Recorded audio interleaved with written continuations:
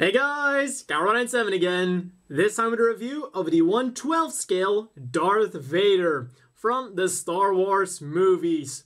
For colors, of course, he is entirely black, but he's not just black.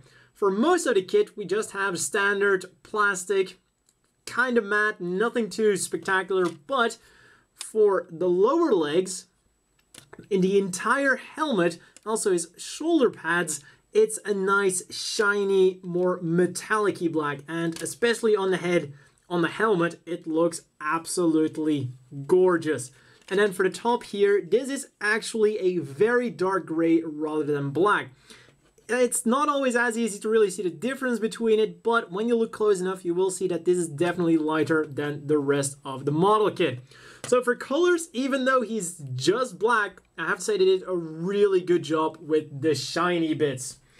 Now on to stickers, because, well, Darth Vader definitely has a lot of buttons going on with him, and we do get stickers for all of them. And we don't just get one sheet, we get two of them. One with water slides and one with normal peel-offs. And, well, I haven't quite decided yet which ones I'm going to use. I'm really considering the water slides, and I think it's going to look absolutely fantastic. So that means that Darth Vader is going to require almost no painting.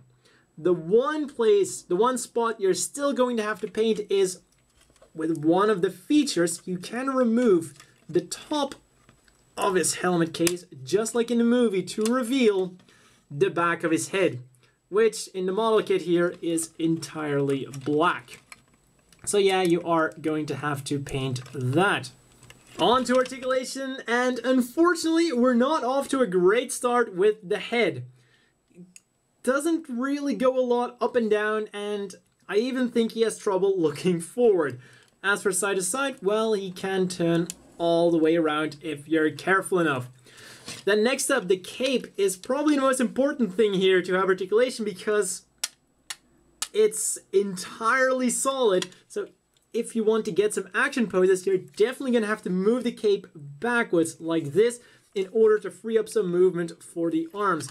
Another thing you can do with the cape is it is three separate pieces which are pegged together, but you can pull them apart, and then they're on a ball joint right here, so you can kind of expand the cape a little bit for more of a dynamic pose, like so.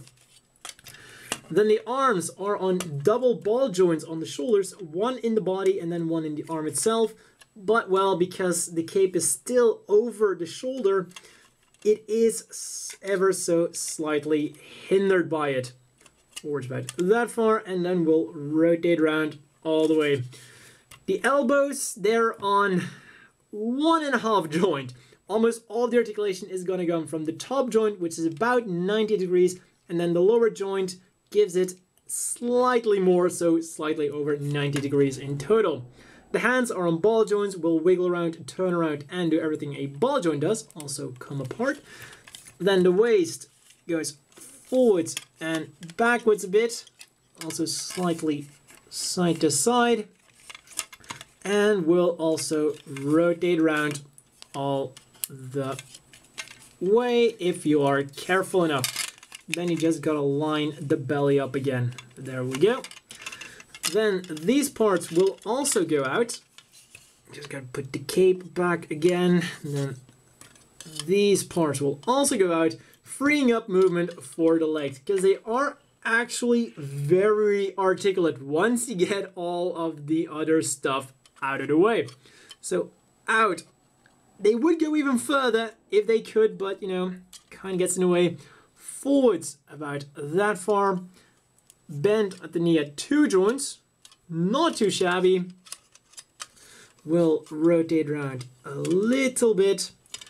And then the feet will go forwards, backwards, turn around all the way. And also, they're on that usual revolver joint. So if you turn the joint around, they will also go side to side. So overall, the articulation is pretty good. Unfortunately, it is very much hindered by the cape and all that stuff. So it would have been a lot better if the cape was in cloth rather than plastic. But, you know, as it is like this, the folds in the cape definitely do give him a badass feel, and I guess with cloth it wouldn't really have those ripples in it. So, you know, you win some, you lose some. Also, the legs right here will go down and upwards. This is very important, for example, for when the cape is completely down, you are going to have to pull out the legs, or else the cape is going to topple poor Lord Vader over. On to accessories, and what would Darth Vader be without his beam saber? I mean, lightsaber. It was a joke, come on. So as I was saying, what would Darth Vader be without his lightsaber? And we don't just get one lightsaber, we get two of them. One is for storage on his robe here.